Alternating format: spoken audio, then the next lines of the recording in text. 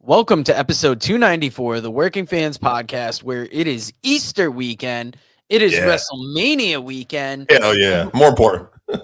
Before we get the show started, we wanted to let you know that a lot of the people that watch us on YouTube aren't subscribed. So if you enjoy what you see, please hit that subscribe button. It means the world to us. We put so much into these videos, and we cut down from a partially supersized WrestleMania episode, but we still wanted to talk a variety of subjects. And the first thing I wanted to bring up is former guest of the show, Keith Elliott Greenberg's newest book, Bigger, Better, Badder. I listened to the first half of this last night at work on audiobook, and it is an amazing book talking about, it really explores WrestleMania. And from the first half, they kind of let you know about the territories, explain all the relevant players, really give you a picture of the scene, and then they walk you through Vince McMahon putting on WrestleMania 1, and then how it all progressed to WrestleMania 3 being the biggest event. And I just wanted to shout this book out because it is awesome. Now, Dave, you said you caught some talk on Bloodsport 13. What is going on, Jim Lewis? Are you excited for WrestleMania? Yes. And Dave, you're going to spoil some of Bloodsport or all of Bloodsport for me. But what did you think of the event? I liked it. I liked it overall. It's getting bigger, the fact that we have wrestlers on the main roster of WWE and NXT that are able to do this. I know there was no AEW wrestlers this time, but we've had WWE, AEW, New Japan wrestlers on these shows, and I loved it. One thing I would say, I was going to be nitpicky. There were a few extra sit out power bombs. Natalie Neidhart won her match with the sharpshooter. I like it. I don't mind that once in a while, but it was a little more than that than I wanted. But good stuff. Leia Hirsch started it off. She got a technical knockout on Jordan Blade. Joe will correct me on this. Maki, I believe her name is. She beat Carmen Petrovic. Oh, Micah. Okay. So Charlie Dempsey beat Shinja okay? Yeah, Shinya Aoki. All right. Karrion Kross defeated JR Kratos. It was nice to see Kratos again. I hadn't seen him since the old NWA days. Pete Dunne beat Timothy Thatcher by technical submission. Natty Neidhart, as I mentioned, she had won over Mayu Yashimita. She also got into it with Kenzie Page afterwards. Tavian Heights, I've been calling this one for a while. He got the win over Royce Isaacs. They had almost a little storyline here. Isaacs had been going through the catch crew, and then he ran into Tavian Heights. And by the way, I don't know what Tavian Heights' personality is, but man, if this guy can cut promos and stuff, he's got a great future. Shayna Baszler, technical knockout over Konami. Zack Sabre Jr. over Jordan Gresham, technical knockout. It was a soccer kick to the head. That went into overtime. And as I called it to Joe yesterday, Gabe Kidd with the upset over Josh Barnett. Afterwards, Barnett put over Kidd. Kidd put over Barnett in the sport. And, man, Gabe Kidd is just he's a star, but he's got potential to be even a bigger star. Love this guy. Yeah, I love how our picks were you just edged me out, I believe, by one pick. What's up, Jim? For the most part, we agreed on a lot, and I can't wait to watch this event later. This is one of those events I was most excited for. This happened at just about the same time as TNA Unbreakable, which I didn't get to catch. Did you catch any of Unbreakable? I know that, like we had talked about off air, that the three-way was AJ Francis, Eric Young, and Steve Macklin, but I did not see who won the international title yet. Chris Bay was there, and he got to talk to the live audience. They had a lot of lower celebrities there too, Debbie Gibson from the 80s was there. Chris Angel was in the West Side Gun, who I know is a big wrestling fan. He was there. So yeah, it was interesting. Sammy Callahan beat Mance Warner in a barbed wire massacre match, but he was dressed up like Mankind. He had the white shirt on, and he used like a barbed wire Mr. Sacco type deal for the win. So I cannot wait to watch that now. yeah, it's pretty wild. Miss you too, Jim. Appreciate you being in the comments and always supporting us, man. Thank you for everything like that. It means the world to us, really. 100%. Now, Dave, this had to be one of the Dark Side of the Ring episodes we were the most excited for. Did we even get the laugh during this episode? I can't remember. I feel like we got it once. I feel like they had I think when they were talking about him trading or working with Mark Henry, they showed his laugh at one point. But what did you think of the episode? I really enjoyed it because it gave you a little bit more of that insight into Tony Atlas. And I really like the ending. I thought this was like one of the best feeling Dark Side of the Rings. Dude, that touched my heart. That touched my old nasty heart. Like when I saw that his wife had supported him when he was homeless and in a coma, and she basically saved him. And then he gets the contract to come back to WWE as Saba Simba, and she thinks he's not gonna, be with him. He gets married to her right there, gives her the rings and stuff like that. And then you unfortunately hear she had a stroke. You see her later, but she's just still having positive, and he's just like generally taking care of her and love with her and is there every day. And like, man, say what you will about Tony, still jacked, as Jim pointed out in the comments, but also like really, really a good-hearted individual. Yeah, that was something that they mentioned. I keep talking about it, the Six-Pack book by Brad Baluchian, and he had talked about Tony going to take care of his wife. And just the fact that I was wondering if they would show her on camera knowing the condition, but they had her on. I thought the way they showed that relationship was great. And I like how they covered Tony's career. It was interesting to hear that, I don't know if I ever quite put it together that it was too much too soon for him, and showing how that can be dangerous sometime. But this was, I think, one of the most enjoyable episodes I have ever seen of Dark Side of the Ring. Yeah, they did great. Next week, they are talking about Superstar Billy Graham. What's your level of excitement for the Superstar Billy Graham episode? I'm interested. Billy Graham was before my time for the most part. I did see him in WWF as a manager with Don Morocco, Greg Valentine. I did an injury angle on him. I've obviously gone back to the 70s matches and seen some stuff with him. And even a little bit in Crockett, I saw when he was doing like the karate gimmick with the black like sweatpants type deal. But, I don't know everything about Billy Graham, but he is definitely a character. So, I'm curious to see how this makes out. Yeah, it was interesting because, so many people derive their style from Billy Graham. We know some of the dark side, but it's going to be interesting to hear that story. Now, the first of this weekend's events that we are going to talk about is NXT Stand and Deliver, because tomorrow at 1 p.m. right here on the YouTube channel, Dave and I will 90% be doing a live watch along. What's your level of excitement for this card going in? Because I've missed TV the last few weeks. I'm excited. It's definitely going to be a lot of multi-person matches. So, that'll be interesting just to see, how it plays out. But I'm interested in, that women's North American title match, in the ladder, just to see how that plays out. And they have a pre-show match they added to this, too, with some women's tag teams. Really? Who's the pre-show match?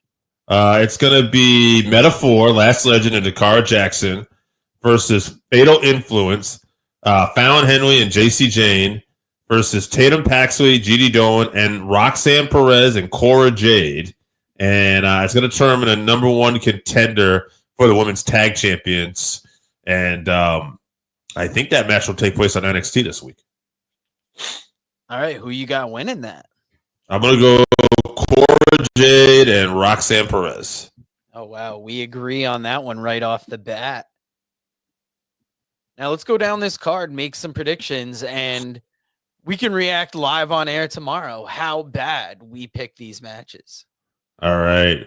We got Zarya, Kalani Jordan, Sol Ruka, Izzy Dane, Loa Vice, and Thea Hale in the ladder match for the Women's North American Championship.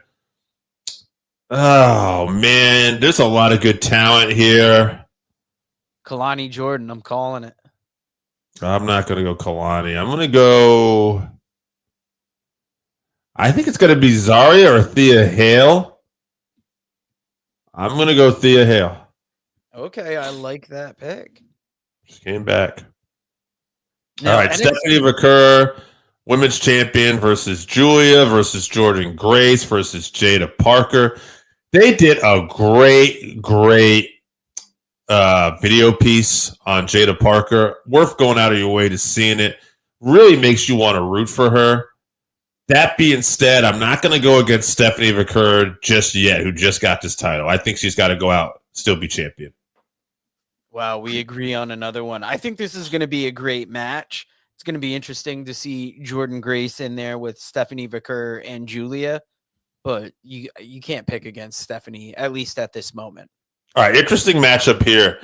And you haven't seen a lot of TV, but Hank and Tank, Hank Walker, Tank Ledger, they had been on a losing streak, and they had a lot of teams going up to them, the Hardys, everybody trying to give them advice, and they finally decided to be themselves, and they won a gauntlet match where they beat every other team in NXT this week, and they have earned a shot against Faxium and Nathan Frazier and Axiom, and I got to say, storyline wise, it almost makes sense that Hank and Tank pull this off. I don't want to say it because I love Axiom and Nathan Frazier so much, but I'm going to go with Hank and Tank.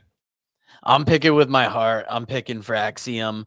Remember, for so long we thought this was going to be the Hardys, and we thought it was going to be a big thing. Yeah.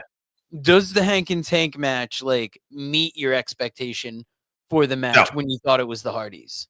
No, nothing against them. I hope they do well, but no. This is this could be so much better with the Hardys. But yeah, I mean, it is what it is. I wonder what the future of Nathan Frazier and Axiom is, because they're so good, and I'd hate to see them split up just yet. But we'll see what happens. They could be two great, cruiserweight additions to the main roster if they decided to push them up. All right, Ricky Saints versus Ethan Page, NXT North American Championship. I'm going to say the title stays on Saints for now.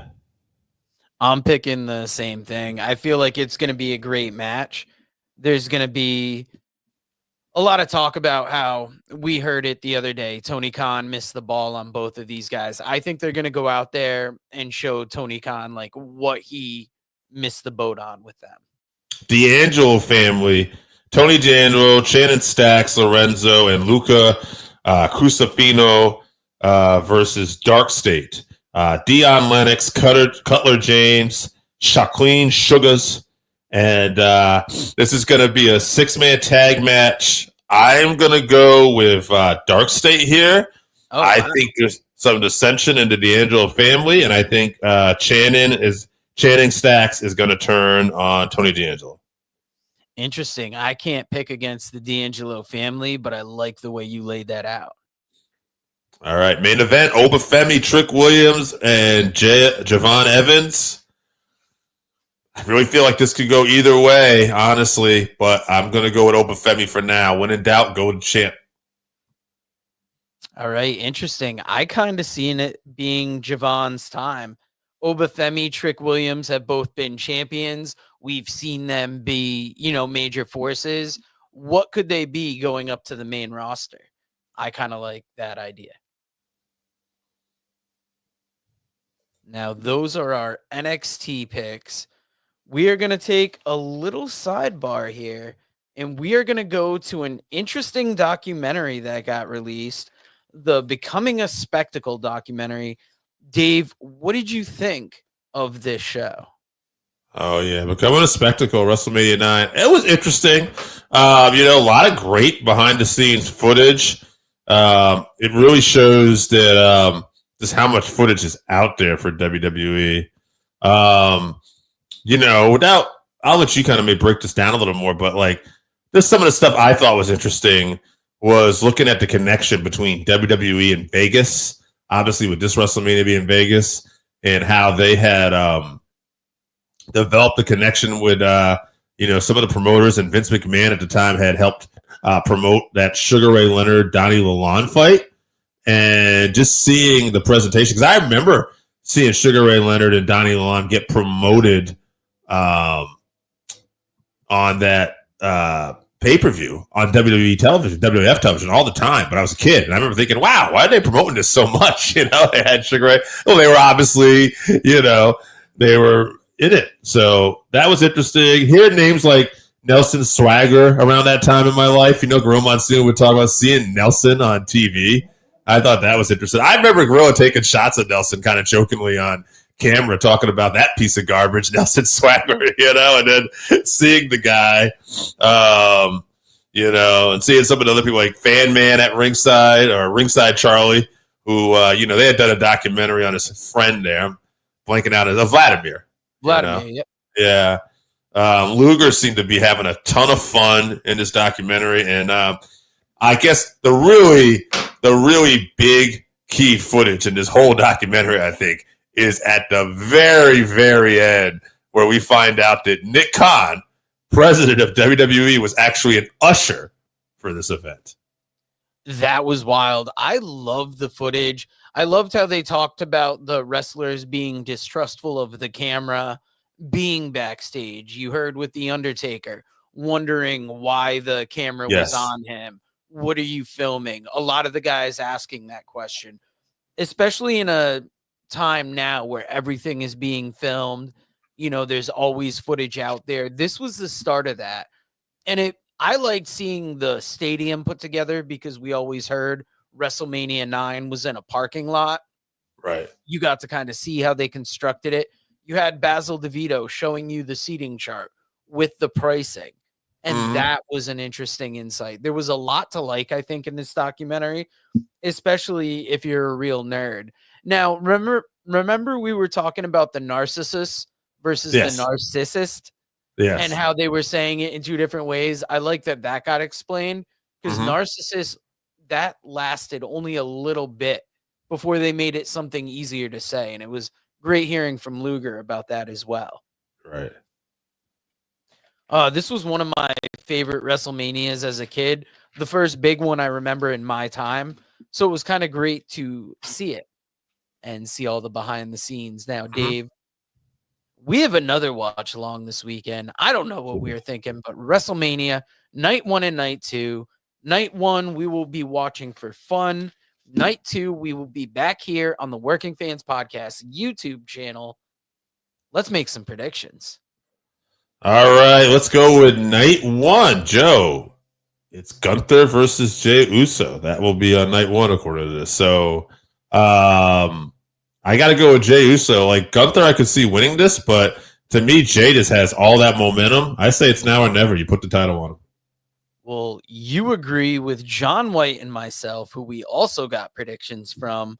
But I see Jey Uso winning this. I think it was post-wrestling that said if you don't put the belt on Jey, you almost might as well give up on all those merch sales, because he's just such a hot commodity right now. And that's how he got himself into this match.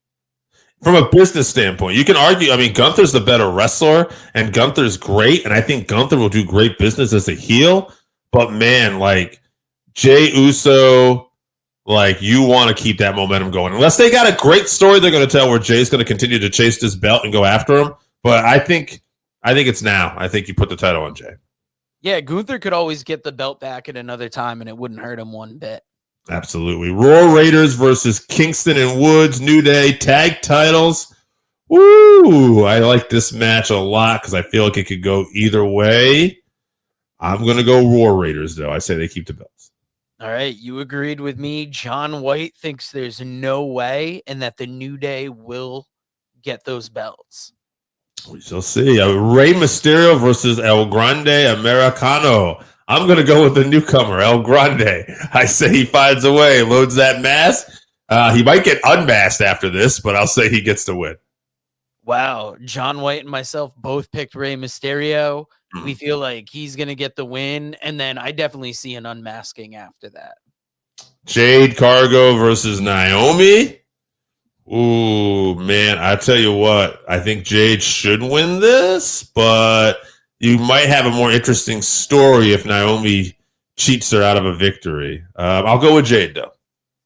All right. Yeah. John and I agreed about that last night at work. I said, there's no way Jade can't come back and get that, retribution. All right, I think we're all going to agree on this. LA Knight, Jacob Fatu. Jacob Fatu, new United States champ. That's my prediction. Oh, yeah, we agreed on that 100%. I think we're going to have a three-way agreement one more time. Tiffany Stratton, Charlotte Flair. Tiffany Stratton.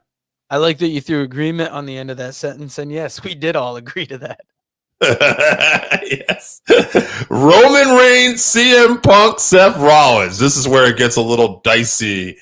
I'm going Punk, and I'm going to say Heyman's going to be involved.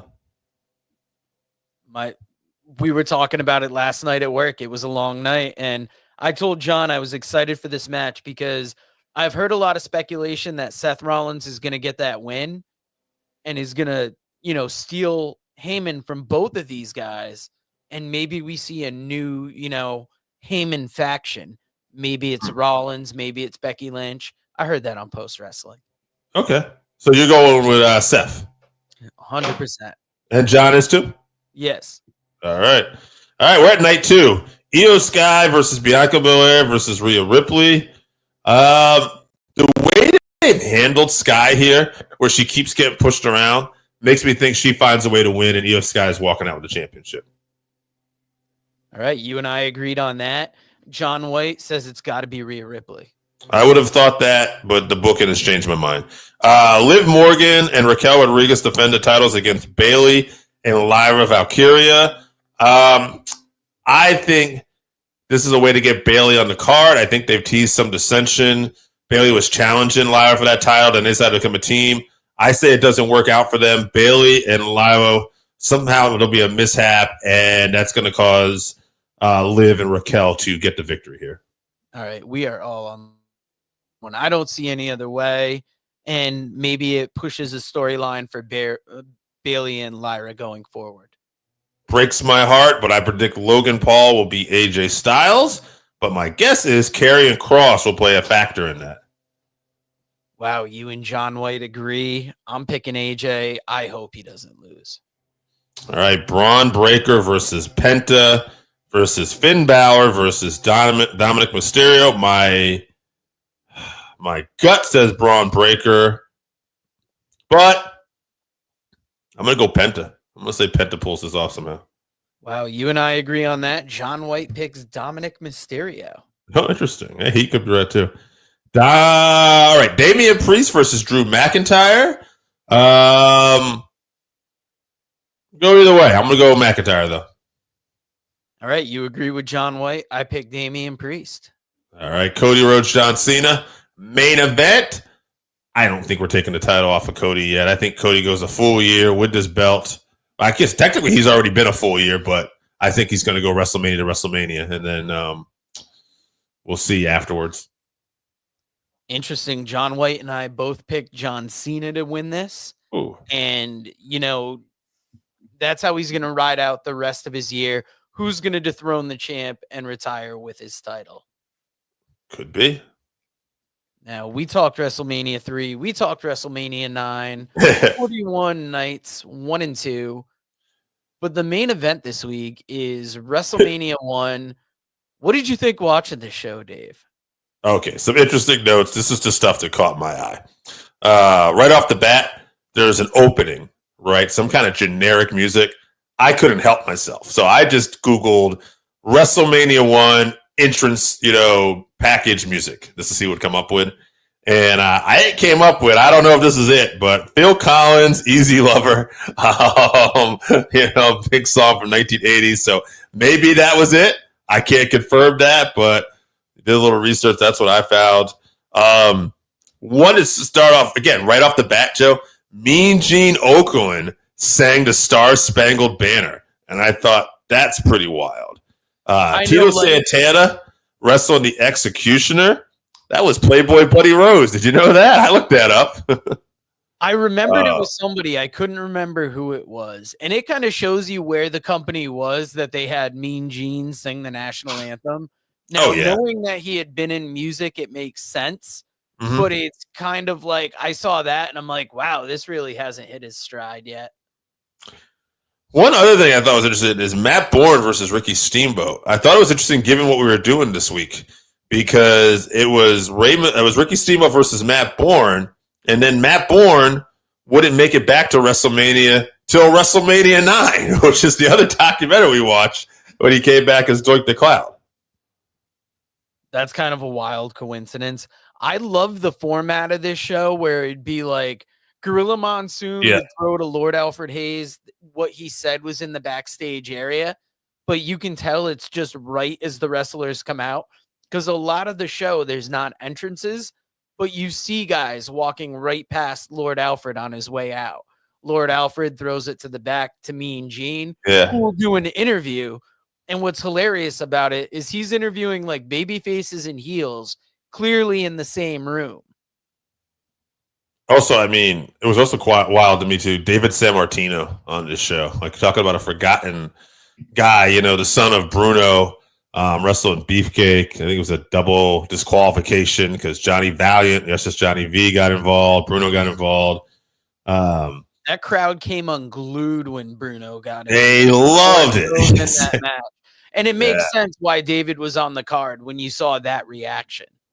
Yeah, I started looking up some stuff about David, and it was interesting that he wrestled a lot of lower level matches on certain cards, but if Bruno was involved, he'd typically be close to the main event, obviously, because you know the people just love Bruno still. Yeah, especially Madison Square Garden at that time. It's wild to see how the event was shown because you saw between matches when they'd have Gorilla and Jesse, they would have that shot pulled back of the whole arena. And it's wild where it's gone from WrestleMania 1 to WrestleMania 9 to where we are this year in the stadium in Las Vegas.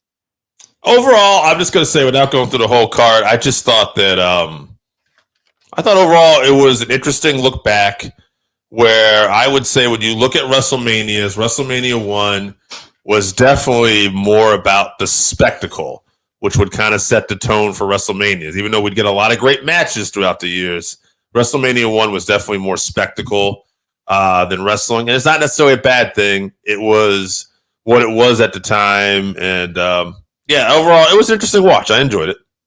Outside of the main event, what was your favorite match?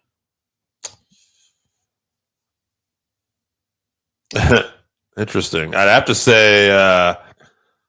because, again, it was more about the show. But if I was going to go in the ring, I guess I'm trying to think of the show, but really the one that keeps popping up is like Ricky Steamboat and Matt Bourne.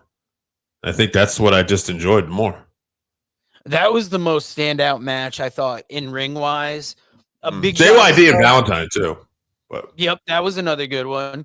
Big John Studd versus Andre the Giant, $15,000 slam match, or Andre has to retire. Yeah. The tag team match. Yeah. It's sad to say that it didn't stand out because you had Iron Sheik and Nikolai Volkov versus Wyndham and Rotunda. And I was watching on Peacock, and I feel like you can almost hear the Hulk Hogan theme song underneath the dubbed Wyndham and Rotunda theme song. But overall, I thought this was a great event. You know, I say great event. It was a nice, like, nostalgia watch. When you see how far WrestleMania has come, it's, you know, kind of almost feels like watching a televised house show. Yeah, I'd like to say that too. You know what I ironically, before we even started watching WrestleMania this week, because I'd been kind of into doing some old wrestling, but of course, once this week happened, I didn't have time to go back to it. But I was watching the Wrestling Classic, which was actually the first ever WWF pay-per-view because WrestleMania was closed circuit. And I had started watching that. And it's just like this long tournament format.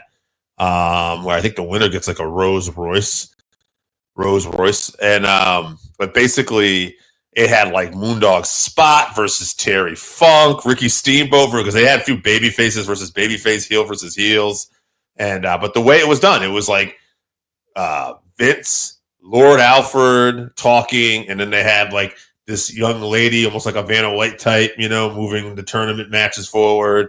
There was Hogan versus Piper on it too. I didn't get to watch the match, but it was very interesting to see. It was at Chicago, and it might be an interesting watch at some point.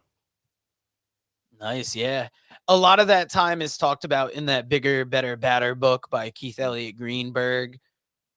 I can't recommend it enough. And guys, I cannot recommend getting to our watch-alongs enough. Dave and I are going to be doing it 1 p.m. tomorrow. And if AJ Strangebrew was watching, 7 p.m. Sunday night. And we might have some guests pop on. But as always, a lot of people that watch don't subscribe.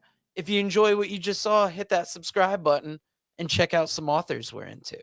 Author Ray Lopez presents Lockup, Professional Wrestling in Our World. Lockup dives headfirst into the colorful world of professional wrestling. Explore the iconic characters, careers, matches, history, and families, and delve into the bizarre and fascinating entwining of professional wrestling and film, television, football, politics, gender, and race. Pre-orders are available now on Amazon.com or at MascotBooks.com. This is the perfect gift for the wrestling fan in your life. Pick up a copy today on Amazon.com or at MascotBooks.com.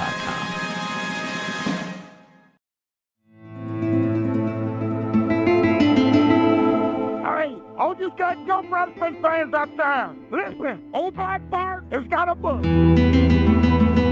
It's called Wrestle Black Bart. It's got some dadgum good stories in there about some dadgum good wrestlers. Read stories of Dusty Rhodes, the Von Erichs, Scott Casey, Sergeant Slaughter, Roddy Piper, Mr. Fuji, Ron Bass, Bruiser Brody, Mike Davis, the Grappler, and many others. And I guarantee you one thing, that it'll be the best dadgum read you've had in a long, long time. Get your book today at Wrestleville.com or on Amazon. Wrestleville, it's where wrestling lives.